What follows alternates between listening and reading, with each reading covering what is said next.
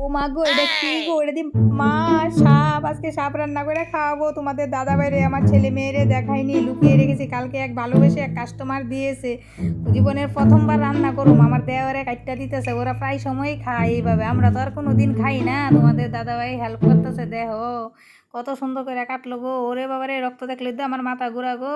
কি করে রান্না করুম গো? আর তো খাইতে গেলে সাপের কথা মনে পড়বো। তো যাই হোক বন্ধুরা, সাপের কথা মনে করুক আর যাই করুক, এটা খাইলে কিন্তু খুবই উপকার বন্ধুরা। তোমাদের গায়ে যদি রক্ত না থাকে, খাইয়া কয়দিন দেখো ডাক্তারের কাছে চেক আপ করাবা, দেখবা কি রক্ত হয় শরীরের মধ্যে।